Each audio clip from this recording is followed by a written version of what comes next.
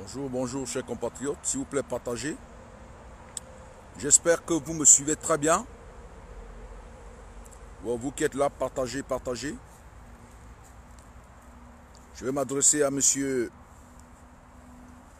Atanganji, le ministre de l'administration territoriale du Cameroun. Je crois que c'est ça.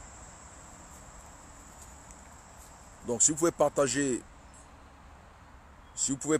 vous pouvez partager ce direct. C'est un message fort que je vais adresser à monsieur Atanganji. Si il est votre ami, taguez-le, taguez les responsables de son ministère ou des personnes qui le connaissent à venir écouter ce message.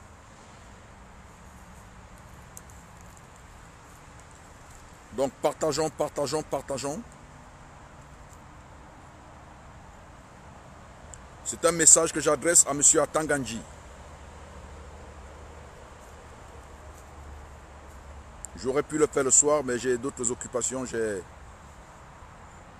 serai très occupé dans la nuit, parce que je dois préparer un procès demain. Là, j'ai profité de ma pause pour parler à M. Atanganji. Compte tenu des événements, de l'évolution des événements au Cameroun, et de son message que j'ai écouté tard dans la nuit. Donc si vous pouvez partager au maximum, je vais aussi essayer de le faire.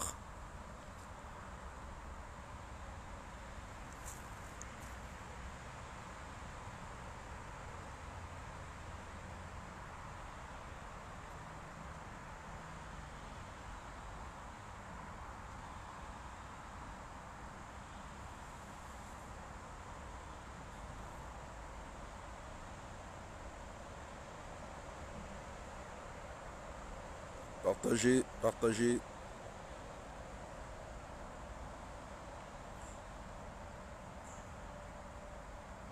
Soyons assez nombreux.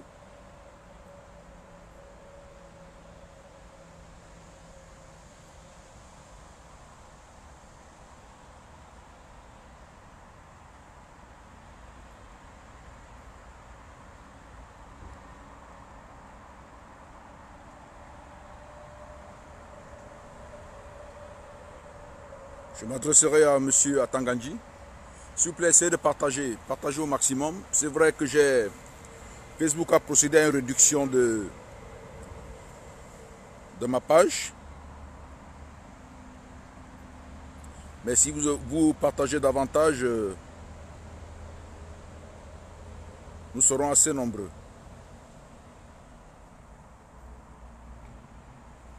Bien évidemment, 13 h, c'est la pause en France et midi aussi au Cameroun. Donc c'est pour ça que je peux faire ce direct-là à cette heure-ci.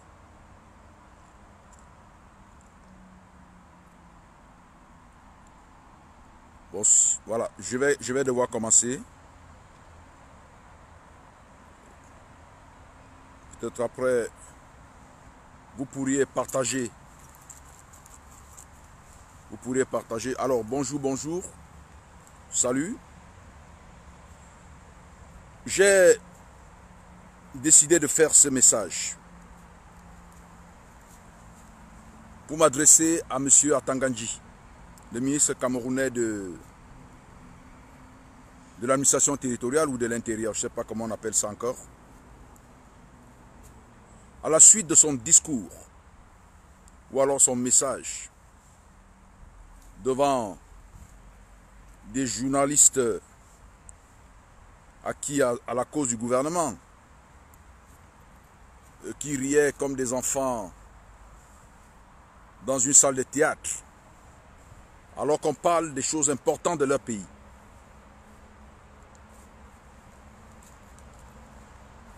J'espère que le son est bon. Si le son est bon, vous pouvez me le signaler. Soit avec des j'aime, soit avec des oui, il est bon, vous me suivez très bien. Pour être sûr que tout le monde m'entende. Alors, monsieur Atanganji, s'est retrouvé devant ses petits amis journalistes hier sous prétexte de faire une conférence de presse ou alors un point de presse. Et M. Atangandji s'est adressé au peuple camerounais confronté à une situation ou alors des situations assez gravissimes qui sont la guerre dans le Nozo, donc dans les régions anglophones du Cameroun, du nord-ouest et du sud-ouest, et cet épineux problème qui est à l'origine de la crise politique profonde au Cameroun, qui est la réforme du code électoral ou alors du système électoral camerounais. Monsieur Atangandji venait donc commenter, si on peut le dire, le décret pris par le président de la République relativement à la convocation du corps électoral en ce qui concerne, en ce qui est du régional, ce qu'ils appellent régional. J'ai de la peine à accorder du crédit à tout cela. Vous voyez, j'ai de la peine. Même quand je dis président de la République, c'est vraiment avec beaucoup de peine. Parce que je peux... C'est difficile d'admettre que M. Biya est au pouvoir au Cameroun alors qu'il n'a gagné aucune élection, alors qu'il n'y a pas la démocratie dans son pays, et qu'on puisse l'appeler président de la République. Le coup d'État, ce n'est pas seulement militaire, mais il y a le coup d'État démocratique. C'est une junte qui est au pouvoir au Cameroun. Donc j'ai de la peine à l'appeler Monsieur le Président de la République. J'ai vraiment de la peine. Je l'ai appelé comme ça avant, mais là, je ne sais pas, depuis 2018, pour moi, il n'est pas mon président de la République. Je ne le reconnais pas. Je le dis clairement et je l'ai toujours dit. Que pour moi, Biya n'a pas gagné des élections. Il n'a pas apporté, il n'a pas rapporté la preuve de sa victoire. Bon, il est au pouvoir. Alors, il a pris un décret hier convoquant le corps électoral relativement aux élections régionales, ce qu'il appelle régionales. M. Atangandji est donc sorti pour commenter en réalité pour insulter le peuple du Cameroun. Je ne parle pas des populations, parce que je l'ai toujours dit, qu'il y a une différence entre population du Cameroun et peuple du Cameroun. Quand vous prenez la constitution du Cameroun, on va vous parler du peuple camerounais. On va énumérer les aspirations de ce peuple. Et les aspirations de ce peuple, c'est la souveraineté du Cameroun. Les aspirations de ce peuple, c'est la justice, c'est la démocratie, c'est la paix, c'est le progrès, c'est le développement. Donc, cette partie du peuple, ou cette partie de la population, ou cette population camerounaise qui aspire à ces idéaux-là, est le peuple. Donc, on peut être de la population camerounaise sans être du peuple. Il faut que ce soit bien entendu. Celui qui ne lutte pas pour le développement, pour la paix, pour le progrès, pour la démocratie, des valeurs consacrées et protégées par notre constitution, ne fait pas partie du peuple. Donc quand nous disons que le peuple camerounais, nous parlons de ces Camerounais qui aspirent à ces idéaux, à ces valeurs républicaines. Alors M. Atangandji est venu donc hier s'adresser à ce peuple. Il est venu s'adresser au peuple camerounais. En s'adressant au peuple camerounais, on a vu un homme condescendant. Bien qu'étant condescendant, on a vu un individu qui exprimait l'état d'esprit de ce qu'il envoie, à savoir de la frilosité. M. Atangandji était frileux. Il parlait sous fond de menaces. Et nous savons très bien que ceux qui menacent sont souvent les plus faibles. Ou alors des personnes qui manquent de légitimité, qui n'ont pas d'assurance. Et c'est tout à fait normal. M. Biya, ne rapportant pas la preuve qu'il est le président légitime des Camerounais, c'est donc à raison que le seul moyen d'expression de ce régime, de ce pouvoir, est la force, la violence, la brimade, la torture. Et si je m'adresse à M. Atangandji, après cet exposé, c'est pour lui dire, M. Atangandji, le Cameroun que vous voyez là, le Cameroun que vous voyez là, a de valeureux enfants. Vous n'êtes pas, M. Atangandji, je vous le dis, vous n'êtes pas à la hauteur d'occuper une telle fonction dans un pays comme le Cameroun. Vous n'êtes pas à votre place. La preuve, vous vous exprimez sans mesure, comme un chiffonnier qui s'adresse, je ne voudrais pas être péjoratif ou manquer de respect à une certaine profession, à des vendeurs de chiffons. Vous arrivez en tant que ministre de l'administration territoriale ou de l'intérieur du Cameroun pour parler de l'opposition dans un pays qui se dit démocratique, comme si vous parliez, je ne dirais pas vos domestiques, mais je n'ai même pas de mots. Tellement vous avez manqué, ou alors vous manquez de savoir-vivre citoyen. Dans une démocratie, ou dans un pays, disons un pays, même en Chine, on ne s'adresse pas de cette manière à l'opposition. L'opposition est consacrée par la constitution camerounaise. Elle est reconnue comme une valeur camerounaise. Elle est reconnue comme un élément essentiel de la vie politique et démocratique de notre pays.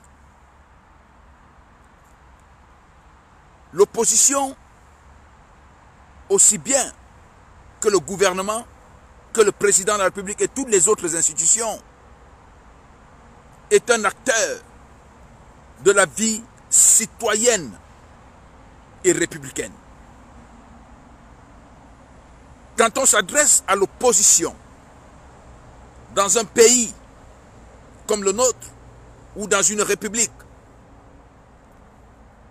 on doit avoir de la mesure. Et en tant que fils du Cameroun,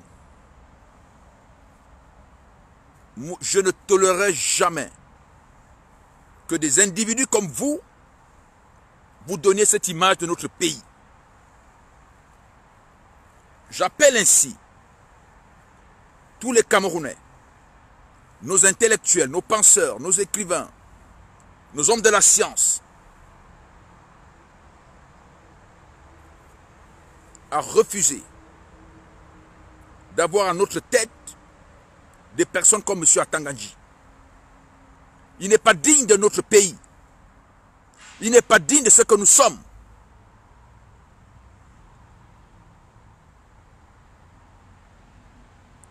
M. Atangandji se permet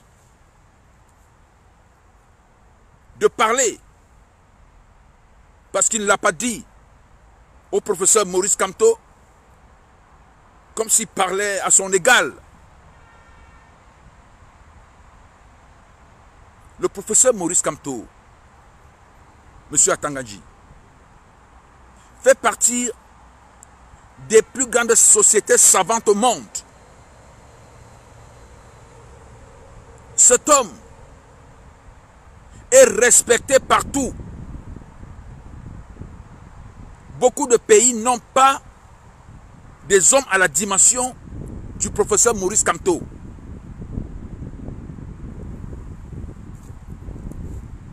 Le décret que Paul Biya signe dans des conditions, on ne sait même pas, ne peut pas valoir un homme comme Kamto. Kamto n'est pas à votre niveau, ni au niveau de M. Paul Biya. Paul Biya n'a pas le niveau de M. Kamto sur le plan intellectuel. D'ailleurs, au Cameroun, donnez-moi le nom de ce professeur d'université qui a le niveau de M. Kamto dans sa matière. Donnez-moi ce nom.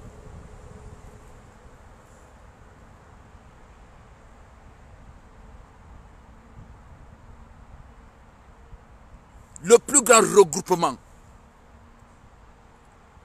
des professeurs de droit international au monde, au niveau de l'ONU, ils sont, je crois, 13. Monsieur Kamto en fait partie. Dans le monde entier. Et d'ailleurs, il a présidé, je n'ai pas le nombre exact, ou 13 ou 35, je ne sais pas très bien. Et il a eu à présider cette instance au niveau des Nations Unies. Alors, quand vous arrivez, vous parlez de M. Kamto comme un homme véreux, malhonnête, de quel droit? De quel droit, M. Atangandji? Vous n'avez pas le niveau de M. Kamto. Vous ne pouvez pas vous asseoir où M. Kamto s'assoit.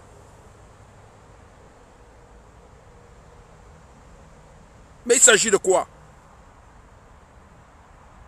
En tant qu'intellectuel, nous ne devons pas l'accepter. Cette méprise des valeurs dans cette république.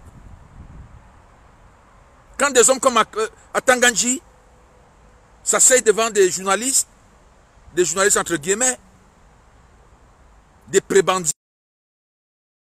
tant qu'à la fin on leur donne à chacun 1000 francs, pour parler en des termes aussi bas, aussi méprisants, même pas, parce que méprisant c'est peut-être même lui donner trop d'honneur, à une sommité comme Maurice Kamto, il faut bien se poser des questions. Je veux bien que dans le cadre du débat politique, on puisse l'attaquer sur ses idées, mais pas de parler, de l'appeler un véreux personnage, malhonnête, ce que ça veut dire. Et d'ailleurs, ce que vous devez savoir, vous pouvez faire l'objet de poursuites. Ce n'est pas parce que vous n'avez pas dit Kamto. La loi pénale est claire là-dessus, en matière de diffamation. Si vous décrivez une personne, vous décrivez un fait, qu'on puisse établir qu'il s'agit d'une personne, alors vous serez poursuivi pour dénonciation calomnieuse, diffamation et tout ce qui va avec, ou injure. Vous appelez Maurice Kamto véreux, monsieur Atangandji. Je vous connais. Vous avez fait la prison de Nouvelle à Douala. Je connais votre banque. J'avais un compte dans votre banque à Douala. Elle devait s'appeler Highland. À Bonanjo. Je crois dans la zone de la Camère. Vous aviez votre banque là à l'époque. Et quelques temps après, vous vous êtes retrouvé, je ne sais pas, à Kondengui. Ou bien avant, vous aviez été à Kondengui. Et on se souvient que, étant à Kondengui, vous avez fait un don de brouettes ou bien de pelles à l'État du Cameroun. S'il faut le dire, vous êtes un repris de justice.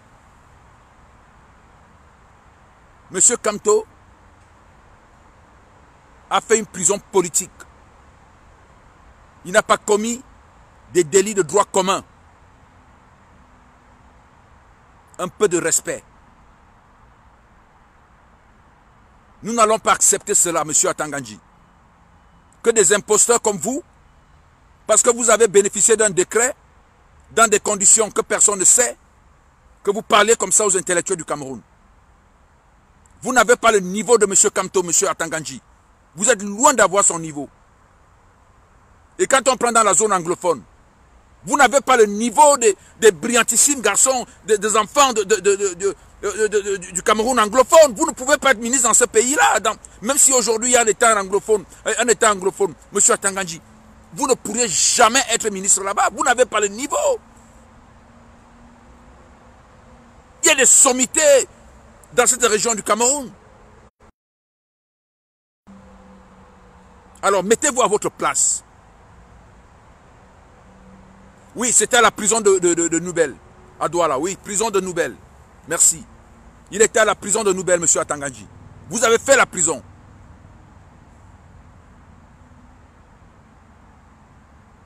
D'ailleurs, votre parcours est douteux. Présentez-nous vos diplômes. Présentez-les aux Camerounais. Il y a Internet maintenant. Mettez-les sur Facebook. Vous avez fait des études où? Qu'est-ce qui vous permet d'occuper une fonction de ministre au Cameroun? Même si la nomination, la fonction ministérielle est une fonction politique, ça reste avant tout une fonction administrative. Parce que vous posez des actes administratifs. Avez-vous le niveau d'occuper ce ministère? Je ne le crois pas.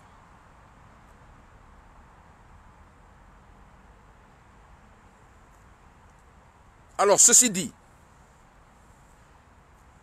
je voudrais dire aux Camerounais que nous ne devons pas accepter que notre pays devienne ce qu'il est devenu aujourd'hui. Un pays où on nous interdit de manifester notre liberté. Un pays où on nous interdit de jouir de notre démocratie. Au nom de quoi parlons-nous de la Côte d'Ivoire et des autres pays africains? Si dans notre propre pays, il n'y a pas de démocratie. Au nom de quoi parlons-nous d'autre chose? Si dans notre pays, nous ne pouvons pas imposer la démocratie. Nous ne pouvons pas imposer des élections libres et transparentes. Nous ne pouvons pas imposer qu'il y ait un dialogue dans le cadre de la guerre dans le Nozo. Au nom de quoi nous allons nous occuper d'autre chose? Le Cameroun a beaucoup d'enfants de haute et de grande qualité. Mais ce qui se passe à Yaoundé en ce moment n'est pas à notre dimension, à notre image et à notre hauteur.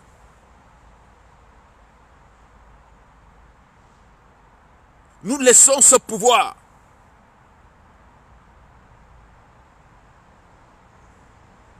enfoncer davantage dans le gouffre notre pays. Parce que soit nous avons des petits intérêts, des petits calculs, soit nous avons peur. Jusqu'à quand aurions-nous peur de mourir? Jusqu'à quand? Si M. Biya et ses ministres ont décidé de tuer les Camerounais, qui nous tuent? Ils ont décidé d'avoir le droit de vie, de mort sur nous, qui nous tuent? Parce que nous demandons la paix dans notre pays, parce que nous demandons la démocratie dans notre pays. M. Biya n'a pas gagné des élections au Cameroun parce qu'il n'y a pas de démocratie au Cameroun. Il le sait, et tous ceux qui sont autour de lui le savent, il n'y a pas un système électoral transparent au Cameroun. Il n'est pas le président du peuple camerounais.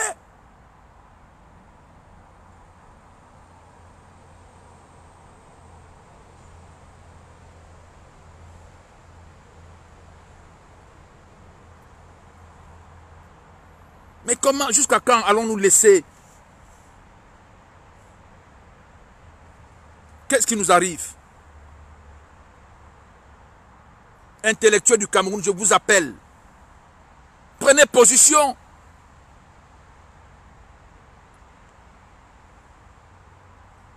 Notre pays n'est pas en paix, ça ne va pas. Maurice Kamto a lancé un appel, oui, il est président d'un parti politique, mais il a lancé un appel à toute la citoyenneté camerounaise, à tout le peuple camerounais, de regarder cette situation et de dire non.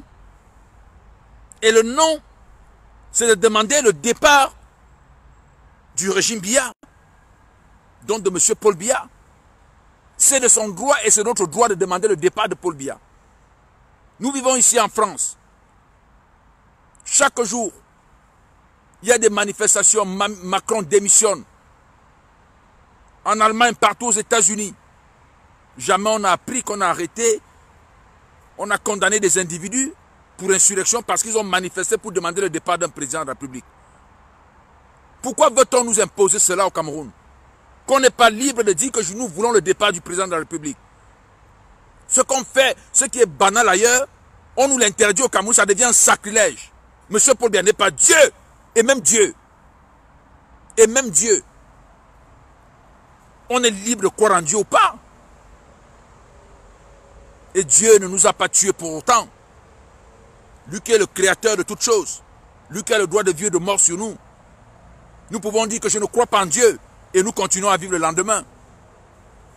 Quel est ce pays où il est interdit de sortir dans la rue pour dire que démission au président parce qu'il ne travaille pas bien. Et qu'on vient de parler d'insurrection. Appelez ça comme vous voulez. Le peuple camerounais jouit de sa liberté de s'exprimer. Le peuple camerounais est libre de dire qu'ils ne veulent plus de Paul Biya au pouvoir. Le peuple camerounais est souverain. Je ne parle pas des populations. Je parle du peuple. C'est-à-dire ceux qui veulent le changement.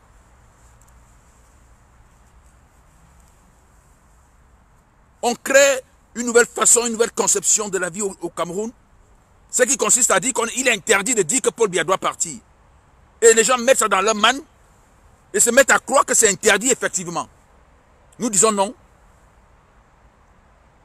Paul Biya must go. C'est toute notre liberté d'expression. Et nous pouvons le manifester en sortant dans la rue.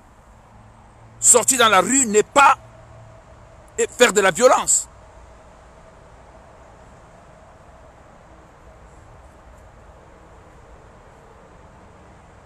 Monsieur Atangandji, hier, il a lu l'article 111, les articles 111 et 114 du code pénal.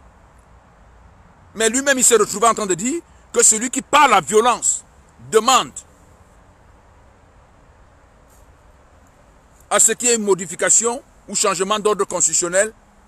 C'est celui-là qui est poursuivi pour insurrection. Pas la violence. Où est la violence? Le fait de sortir dans la rue, de manifester, de dire non, nous ne voulons plus de ce président. Où est la violence? De quelle insurrection parlez-vous?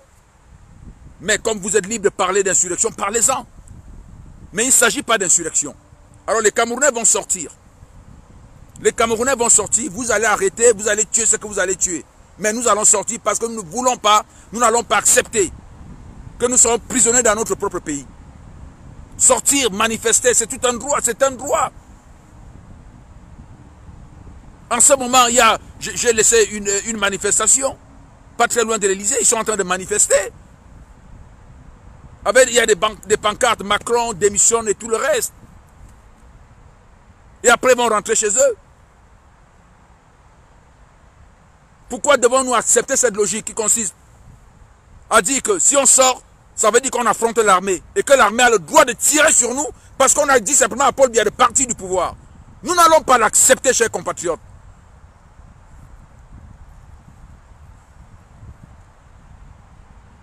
Et nous ne devons pas l'accepter. Le Cameroun n'est pas une prison, une grande prison à ciel ouvert. Nous sommes libres de nous exprimer.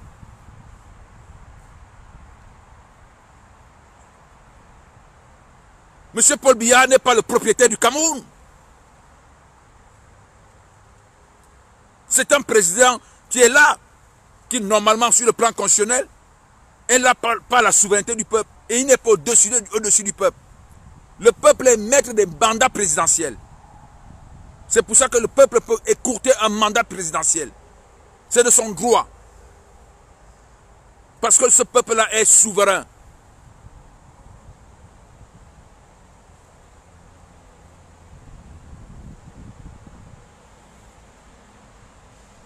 Alors, chers compatriotes, levez-vous, exprimez-vous, dites ce que vous avez à dire, mais sans violence. Sans violence. Nous refusons la violence. Nous n'allons rien brûler, nous n'allons rien casser. Nous allons manifester pacifiquement pour demander, c'est de notre droit, le départ de M. Paul Biya, parce qu'on voit que le pays va mal. Il y a une guerre dans le Nozo. L'option de guerre qu'il a choisie ne marche pas. On voit des atrocités chaque jour. Il n'y a pas de véritable dialogue. Le dialogue, c'est le mécanisme par excellence de règlement de conflit.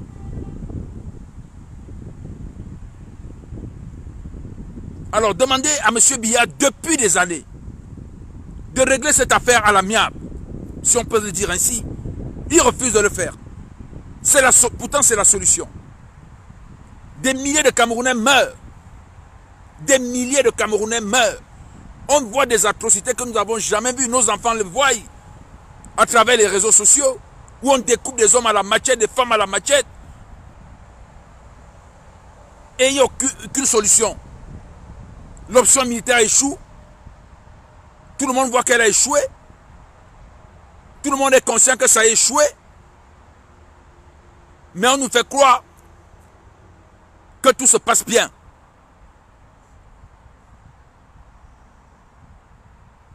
Face à cette incompétence de régler cette situation dans le Nozo, nous demandons à M. Biya, qui est garant de l'intégrité nationale, de la paix et de la sécurité des personnes et des biens, selon notre constitution, de libérer le plancher. Parce qu'il est incapable d'apporter la paix au Cameroun.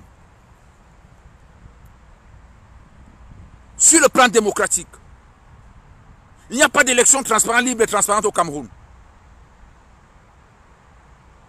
Et nous disons, M. Biya, vous êtes incapable d'apporter la démocratie qui est inscrite dans notre constitution. Alors vous avez failli. Et comme vous avez failli, nous demandons votre départ. C'est de notre droit de demander le départ de M. Paul Biya.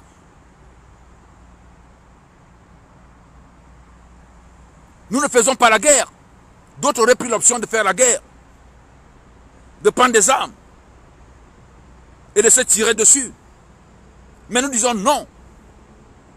Nous voulons nous exprimer pour dire que M. Biya est incompétent et qu'il doit laisser la place à un autre. Nous n'allons pas attendre 5 ans et mourir. Vivre ce que nous sommes en train de vivre.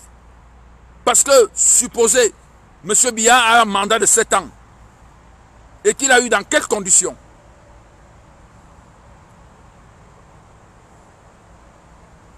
Je vois de nombreux intellectuels qui n'ont pas le courage de le dire. Prenez votre courage, dites-le.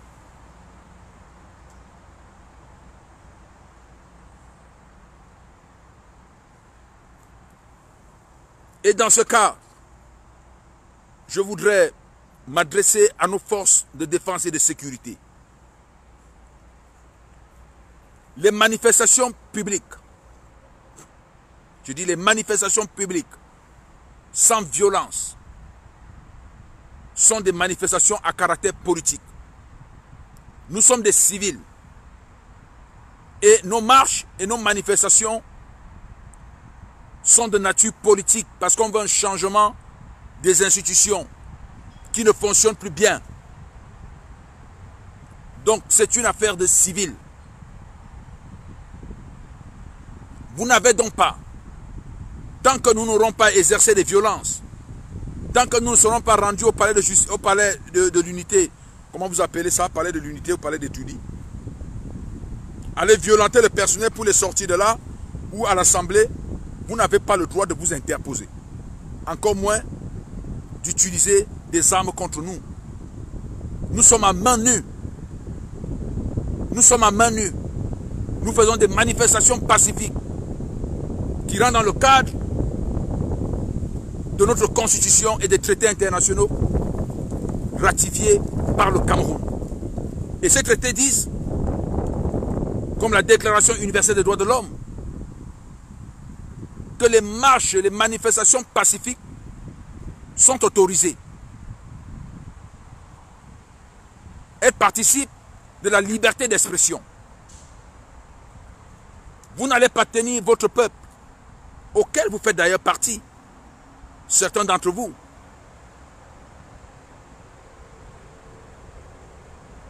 Vous n'allez pas les tenir avec des armes pour qu'ils apportent, pour qu'il apporte le soutien qu'il ne veut pas apporter à M. Paul Biya. C'est une démarche politique. Respectez cette démarche politique.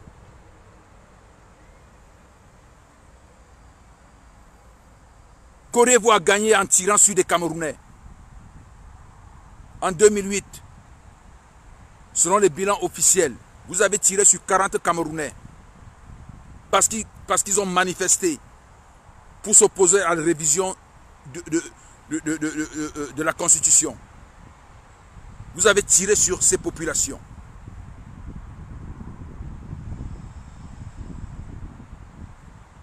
D'autres parlent de 400 morts. Depuis des années, vous êtes les acteurs de la violence, des brimades, des tortures contre vos populations. Parce qu'elles émettent des avis politiques contraires à ceux du régime. Aujourd'hui, plein de Camerounais ne peuvent pas se rendre au Cameroun, enterrer des membres de famille. Et là, je pense à mon ami Clou Amandi Banque qui a perdu sa mère, qui ne se rendra pas au Cameroun parce qu'il a critiqué le régime Biya. Et s'il ne peut pas se rendre au Cameroun, c'est parce que vous, les forces de sécurité et de défense, vous serez utilisés pour le brutaliser, peut-être pour lui ôter la vie. Vous voyez à quoi le gouvernement ou le régime Biya vous renvoie à être une force de répression contre le peuple qui demande plus de droits et de bien-être. Non. Vous pouvez dire non comme au Mali. Vous pouvez vous servir de l'exemple du Mali. Ce sont des militaires, de jeunes militaires, de vaillants militaires qui ont compris le cri du peuple et qui ont demandé au président de partir. Il n'y a eu aucun mort ce jour-là. Aucun mort. Aucune casse. Le président est parti. Et aujourd'hui, ils sont en train de réorganiser leur pays dans la paix. Nous n'avons pas un problème contre l'armée. Vous avez des armes, nous n'avons pas d'armes. Vous pouvez tirer sur nous. Nous n'avons pas à vous affronter, ce n'est pas notre objectif. Notre objectif, c'est de faire partie de M. Paul Biya qui est incompétent. Regardez, vous-même, combien d'entre vous mourrez dans le Nozo? Alors qu'on peut régler cette affaire autour d'une table. On peut la régler autour d'une table. Mais on vous a vu courir ces risques dans le Nozo, alors qu'il s'agit d'une affaire politique. Ce qui se passe dans le Nozo est une affaire politique. C'est une crise identitaire. Ce ne sont pas vos adversaires. Et vous allez là-bas, vous mourrez. Des jeunes enfants, 21, 24, 25, 30 ans qui meurent, laissant enfants et familles pour une guerre inutile. Vous avez vu comment le peuple camerounais était derrière vous. dans le cadre de la guerre, dans le cadre de cette guerre. Mais dans le cadre de la guerre du Nozo, c'est à vous de demander aux politiques de s'asseoir autour d'une table. Vous n'allez pas accepter de mourir comme ça. Pourquoi mourrez-vous comme ça? Et ça, je vais vous le dire. Il y a beaucoup d'argent qui est débloqué pour financer la guerre dans le Nozo. On parle de milliards par jour. Et cet argent, vous ne le voyez même pas. Vous ne le voyez pas, cet argent. Nous le savons. Et alors, ils profitent, au travers des prestataires, de se les partager. Plus la guerre dure, plus ils s'enrichissent, et plus vous mourrez. Pourquoi acceptez-vous d'être instrumentalisé à ce point? Demandez à Biya et à sa bande de s'asseoir autour d'une table, de régler cette affaire et de vous épargner les vies. Vous n'allez pas dans l'armée pour mourir, c'est faux. L'armée est un travail.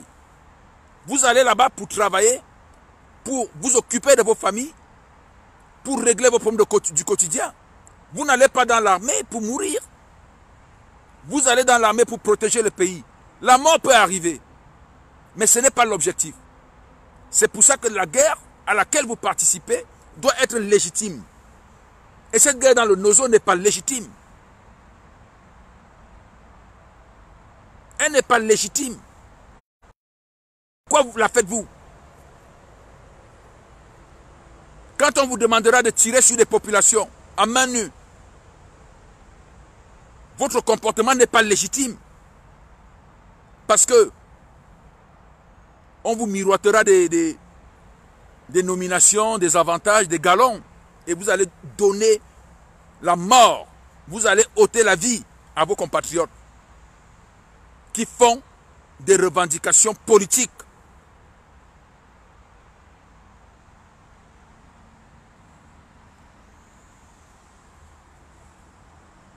Donc, pour résumer, je vais dire à M. que malgré votre discours condescendant, manquant de manière, à l'égard du leader national, celui que nous avons choisi pour mener cette révolution, qui s'est départi de ses oripeaux de président de partis politiques pour devenir le leader du peuple camerounais, le leader politique du peuple camerounais, pour nous accompagner dans notre révolution, à savoir le professeur Maurice Kamto. Il a lancé un mot d'ordre. Nous allons le suivre. Pas être violent, pas de violence. Nous disons, nous condamnons toute violence. Nous ne voulons pas de guerre. Mais nous allons manifester pour demander le départ de M. Paul Biya. C'est clair et c'est net. Et nous, au niveau de la diaspora, nous allons nous mobiliser plus que par le passé. Parce que nous avons compris que ça se décide aussi ici à Paris et dans les instances internationales.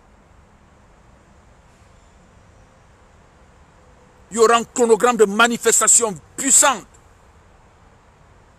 jusqu'à ce que M. Biya parte du pouvoir parce qu'il est incompétent pour gérer le Cameroun.